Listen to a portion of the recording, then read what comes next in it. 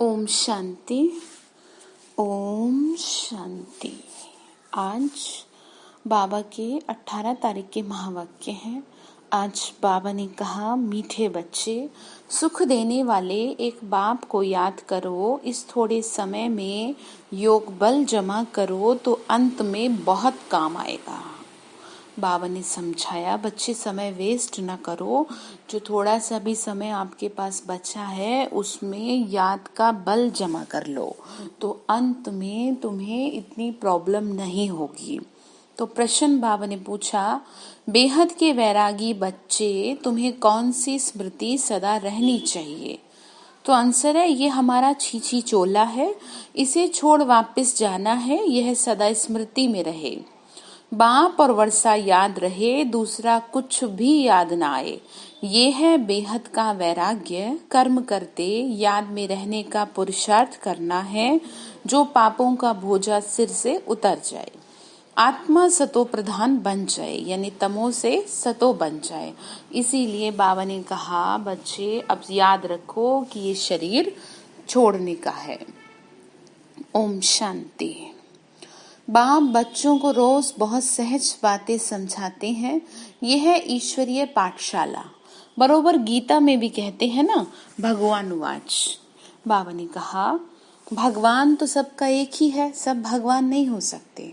हाँ, सब बच्चे हो सकते हैं एक बाप के। ये जरूर बुद्धि में आना चाहिए कि बाप स्वर्ग की स्थापना कर रहे हैं, यानी नई दुनिया स्थापन कर रहे हैं। उस बाप से हमको स्वर्ग का वर्षा जरूर मिला होगा। बाबा ने कहा कि मेरे से तुमको मिलेगा ना, दुनिया वाले पिता से कैसे मिलेगा? भारत में ही शिव जयंती गाई हुई है, परंतु शिव जयंती कैसे होती है ये तो बाप ही आके समझाते हैं। बाप आते हैं कल्प के संगम युग पर। बच्चों को फिर से प्रीत, बाबा ने कहा, बच्चों को फिर से पतित से पावन बनाने का वर्षा देते हैं। इस समय सबको रावण का श्राप है, इसीलिए सब दुखी हैं। इस समय क्या हो गया है? माया ने श्राप दे दिया है, रावण ने। इसीलिए तो बाबा समझा रहे हैं, परंतु शिव जयंती मनाते नहीं, समझते। बाबा ने कहा, श्राप दिया है माया ने, इसीलिए सब दुखी हैं। अभी कलयुगी पुरानी दुनिया है, यह हमेशा याद रखो। क्या याद रखो? कि कलयुगी पुरानी दुनिया है। हम ब्रह्मा मुख वंशावली ब्राह्मण हैं। जो भी अपने को ब्रह्मा कुमार कुमारी समझते हैं उनको ये जरूर समझना चाहिए कि हम कल्प कल्प डाडे से, यानी ब्रह्मा द्वारा शिव बाबा से वर्षा लिए हैं। इतने ढेर बच्चे और कोई के नहीं हो सकते। वह है सबका बाप। ब्रह्मा भी बच्चा है, सब बच्चों को डाडे से मिलता है, यानी दादा से मिलता है। तो ब्रह्मा बाबा के भी पिता कौन है? शिव बाबा। तो ज्योति बिंदु शिव बाबा से सब कुछ मिल रहा है, और तो यहाँ कोई देने वाला नहीं है।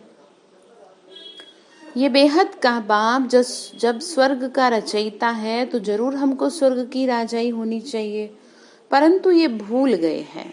हमको स्वर्ग की बादशाही थी, परंतु निराकार बाप कैसे देंगे? जरूर ब्रह्मा द्वारा देंगे।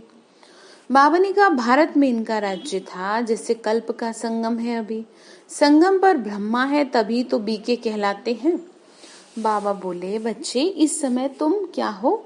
ब्रह्मा की संतान हो। संगम पर ब्रह्मा बाबा के थ्रू शिव बाबा ज्ञान दिए, इसीलिए तुम्हारे को क्या कहते हैं? ब्रह्मा कुमार, यानी बीके कहते हैं। अंधश्रद्धा की बात नहीं हो सकती, एडॉप्शन है। यहाँ एडॉप्ट करते हैं, ये कोई अंधश्रद्धा नहीं है। शिव बाबा एडॉप्ट करते हैं ना हमको। बाबा बोले, हम ब्रह्मा कुमार कुमारियां हैं। अब इसका मतलब ये नहीं कि कोई कुमार कुमारी की बात है। जिसको ज्ञान प्राप्त हुआ उसे हर किसी को ब्रह्मा कुमार या ब्रह्मा कुमारी कहा जाएगा। ब्रह्मा शिव बाबा का बच्चा है। हमको शिव बाबा से फिर से स्वर्ग की बादशाही मिल रही है। पहले भी मिली थी, जिसको 5000 वर्ष हुए। हम देवी देवता धर्म के थे। बाबा बोले, तुम देवी देवता धर्म के थे, पिछाड़ी तक वृद्धि होती रहती है। जैसे क्राइस्ट आया, क्रिश्चियन धर्म अभी तक है। वृद्धि होती रहती है ना। वे जानते हैं कि क्राइस्ट द्वारा हम क्रिश्चियन बने। आज से 2000 वर्ष पहले क्राइस्ट आया था, अब वृद्धि हो रही है। पहले पहले सतो प्रधान फिर रजो तमो में आना है।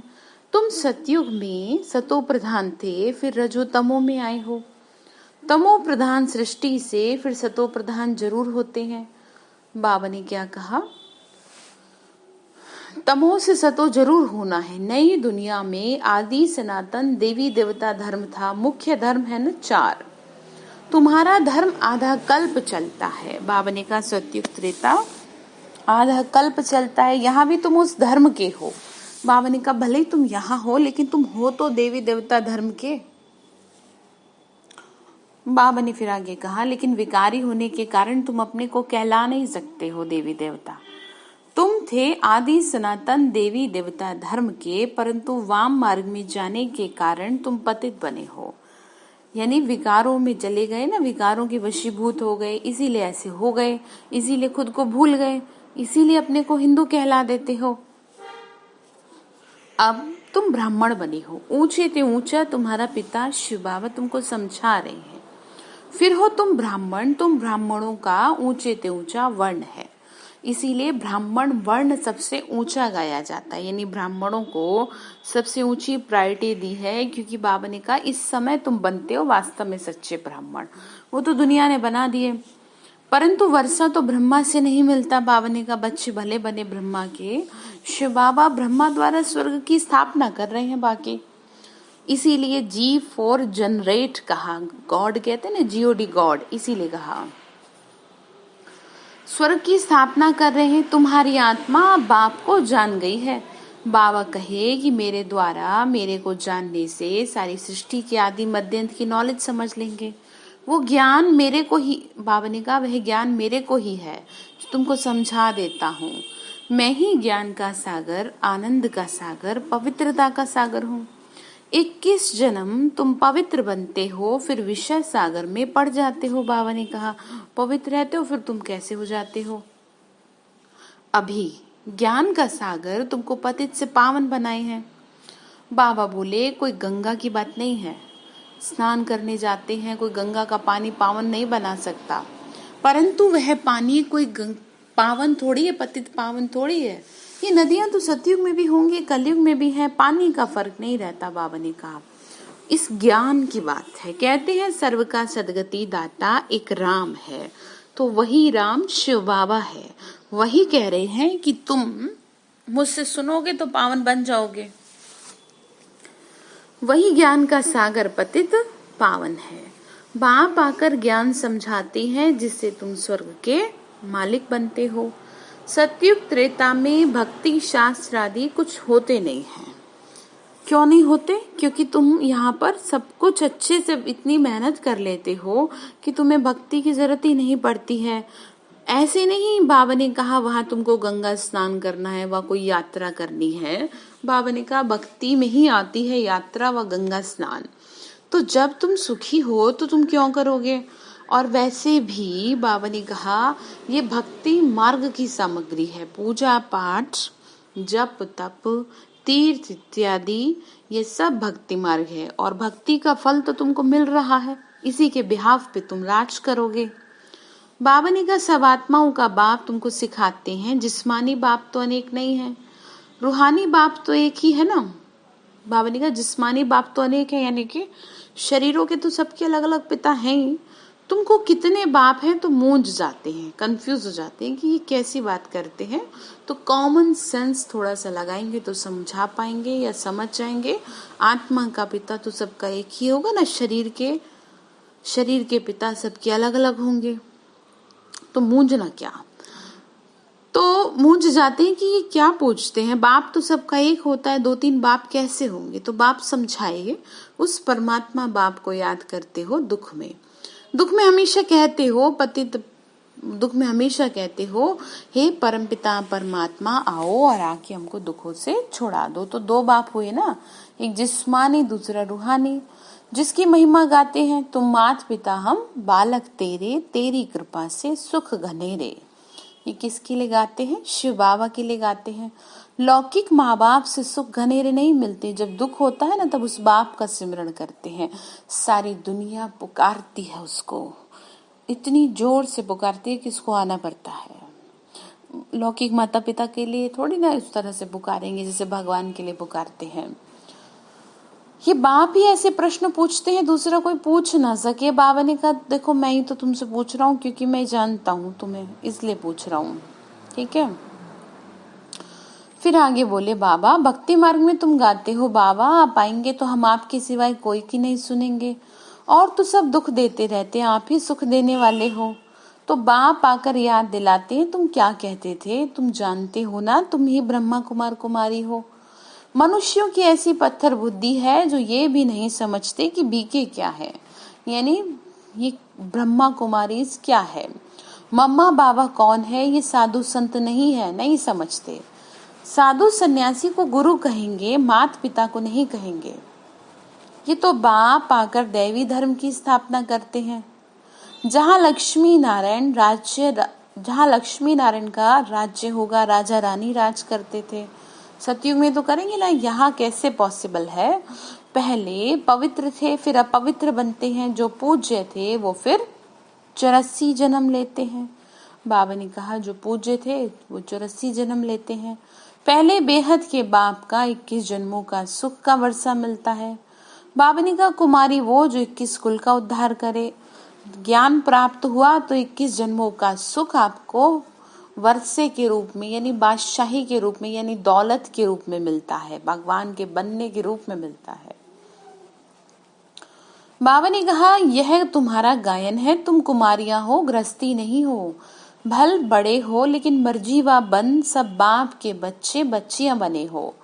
बाबा बोले भले ही तुम कितने भी बड़े हो लेकिन मेरे तो तुम बच्चे ही हो। प्रजापिता ब्रह्मा के ढेर बच्चे हैं और वृद्धि को पाते रहेंगे, फिर ये सब देवता बनेंगे। शिव बाबा का यज्ञ है, इसको कहा जाता है राजस्व यज्ञ, स्वराज्य पाने वाला यज्ञ। खुद पे राज करना सिखा रहे हैं ना इस यज्ञ से। आत्माओं को बाप से स्वर्ग के राज्य का वर्षा मिलता है। इस राजस्व अश्व में ज्ञान यज्ञ में क्या करना है, शरीर से जो कुछ है वो बलिहार करना है अथवा स्वाहा करना है। बाबा बोले बच्चे शरीर सहित स्वाहा करेंगे ना विकारों को। इस शरीर सहित क्यों कहा, इसलिए कहा क्योंकि शरीर तो छोड़ना ही है ना आपको, इसलिए तो शरीर छोड़ने के साथ साथ आप पहले विकारों को छोड़ देंगे तो ज्यादा फायदे में रहेंगे। इस यज्ञ से तो तुम फिर राज्य पाएंगे ना। बाप याद दिलाते हैं कि भक्ति मार्ग में तुम गाते थे कि आओ बाबा हम आप पाएंगे तो हम बलिहार जाएंगे, वारी जाएंगे। अब तुम अपने को सब ब्रह्मा कुमार कुमारी तो समझते हो ना। भल रहो अपने गृहस्थ व्यवहार में, परंतु पावन रहना होगा, कमल पुष्प समान रहना होगा। अपने को आत्मा समझो, हम बाबा के बच्चे हैं। बाबा ने कहा देखो रहना तो घर में ही है। कमल का बाबा इसलिए उदाहरण देता है कि कमल जैसी श्रेष्ठ स्थिति और किसी की नहीं हो सकती, तो इसीलिए बार बार समझाते हैं कि ऐसे रहो, ध्यान रखो, घर में रह के मेरे बच्चे हो, तुम आत्माएं हो माशूक, तुम आत्माएं हो आशिक। माशूक तो एक बाबा है ना, तुम मुझ माशूक को पुकारते रहते हो, तुम आधा कल्प के आशिक हो। जिसको परमपिता परमात्मा कहा जाता है वो निराकार है, आत्मा भी निराकार है, जो इस शरीर द्वारा पाठ बजाती है। बाबा ने कहा शरीर में बैठी आत्मा 84 जन्मों का खेल खेलती है। भक्ति मार्ग में भी तुमको पाठ बजाना है। भक्ति है ही रात, अंधियारे में मनुष्य ठोकरे खाते हैं।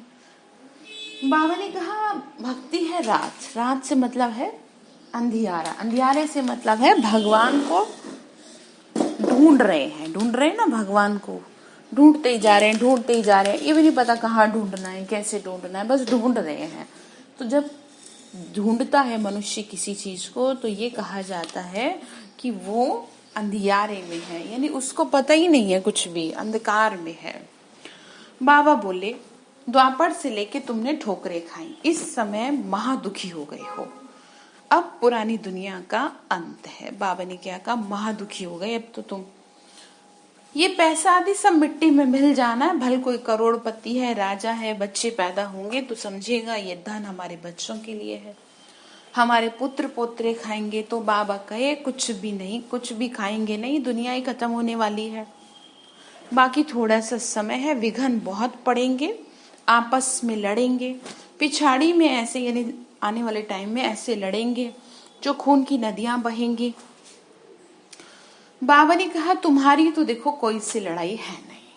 बाबा ने कहा तुम थोड़ी किसी से लड़ोगे, तुम्हें तो मैंने विकारों से युद्ध करना सिखाया है, किसी और से थोड़ी। तो तुम्हारी तो लड़ाई उससे वो गुप्त है, इसीलिए तुम जीत जाओगे। तुम योग बल में रहते हो, तुम याद में रहेंगे तो तुम्हारे सामने, तो बाबा ने कहा तुम याद में रहेंगे तो कोई भी तुम्हारे सामने बुरे विचार से आएंगे तो उनको भयंकर साक्षात्कार हो जाएगा और झट भाग जाएंगे। लिख लीजिए इस बात को कि जब आप याद में रहेंगे तो बाबा ने कहा, इसीलिए मैं आपको रोज रोज कहती हूँ अपने ओरे को पावरफुल बना लीजिए कि कोई भी नेगेटिविटी आपको इफेक्ट ना करे। तुम शिव बाबा को याद करेंगे और वो भाग जाएंगे। जो पक्के बच्चे हैं, पुरुषार्थ में रहते हैं ना, मेरा तो एक शिव बाबा, दूसरा ना कोई, उनको हमेशा सुरक्षा मिलती रहेगी। बाबा समझाते हैं, क्या समझाते हैं? हथ काटे दिल याडे, यानी हाथों से काम करते रहो और दिल से बाबा को याद करते रहो। ये बात क्या कर देते हैं बाबा, समझाते हैं हम बच्चों को। बाबा ने फिर आगे कहा, परंतु तुम आत्माएं बाप को याद करो तो पापों का बोझा भी उतर जाएगा। बाबा कह रहे हैं जो पक्के बच्चे हैं वो मेहनत करते हैं, सिर्फ मुझे याद करो तो तुम सतो प्रधान बन जाएंगे, परंतु नंबरवार पुरुषार्थ अनुसार। फिर तुम ये शरीर छोड़ेंगे, बाबा सभी आत्माओं को मच्छरों सदृश ले जाएंगे, यानी साथ में चल लेंगे सब, शरीर तो यहीं रह जाएगा ना, बाकी सारी दुनिया को सजाएं खानी है। देखो ध्यान रखो इन बातों का, जरा भी लाइट मत लो।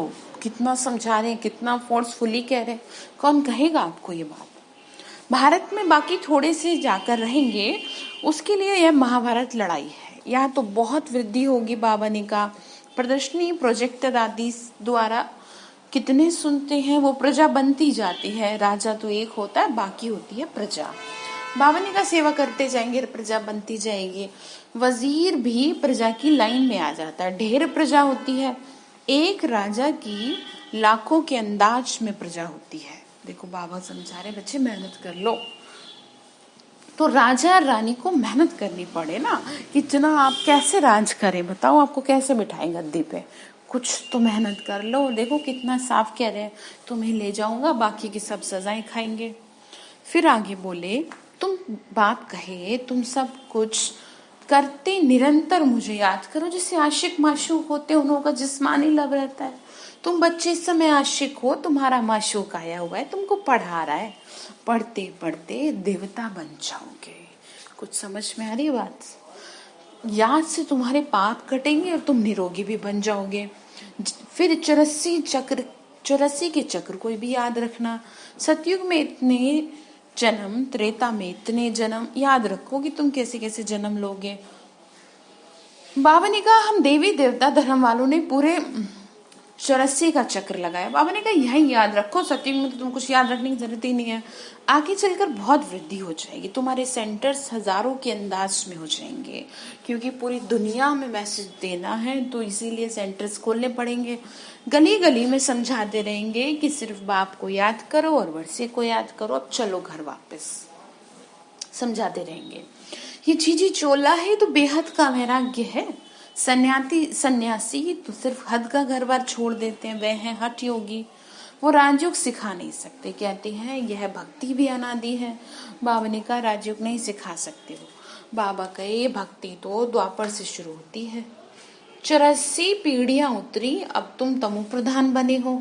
तुम सो देवी देवता थे, क्रिश्चियन कहेंगे हम सो क्रिश्चियन थे। तुम जानते हो ना, तुम सतयुग में ही थे, बाप ने दैवी धर्म स्थापन किया है। ये जो लक्ष्मी नारायण थे अब वो ब्राह्मण बने हैं। सतयुग में एक राजा रानी थे, एक भाषा थी, एक मत थी। अभी वापस उसी ट्रैक पे धीरे धीरे आ जाएंगे सतयुग में जाने वाली आत्माएं। ये भी बच्चों ने साक्षात्कार किया है। तुम हो सब आदि सनातन देवी देवता धर्म के। बाबा बोले तुम जो सब ज्ञान सुन रहे हो ना, तुम सब देवी देवता धर्म की महान आत्माएं हो। तुम ही जो रस्सी जन्म लेते हो, वो जो कहते हैं ना आत्मा निर्लेप है, वह ईश्वर सर्वव्यापी है, वो रॉन्ग है।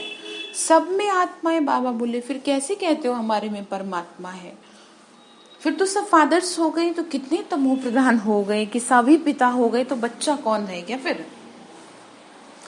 बाबा ने कहा बिल्कुल बुद्धि खराब हो चुकी है दुनिया की। आगे जो सुनते थे वो मान लेते थे, अब बाप आकर सत्य सुनाते हैं, तुमको तीसरा नेत्र देते हैं ना ज्ञान का, जिससे तुम सृष्टि के आदि मध्यांत को जान जाते हो। अमर कथा भी ये है बाबा ने कहा, बाकी सूक्ष्म वतन में कथा आदि है नहीं। क्या कहा? सूक्ष्म वतन में कथा नहीं है। अभी सुना रहे ये ज्ञान, इसको कथा भी कह सकते हैं, क्योंकि इसमें है सारी कथाओं का सार, सारे शास्त्रों का सार। ये सब भक्ति मार्ग का सैपलिंग लग रहा है। तुम अमर कथा सुन रही हो अमर बनने के लिए। वहां तुम खुशी से एक शरीर छोड़ दूसरा लेंगे, कोई कष्ट ही नहीं होगा। यहाँ तो कोई मरता है तो रोते पीटते हैं। वहां बीमारी आदि होती नहीं, सदैव एवर हेल्दी रहते हो, आयु भी बड़ी रहेगी। वहां पतितपना होगा नहीं। अब ये पक्का कर लो कि तुम्हारा अब ये चक्र पूरा हुआ। अब बाबा हमको लेने आया है, पावन बनने की युक्तियां भी तुमको बताते हैं।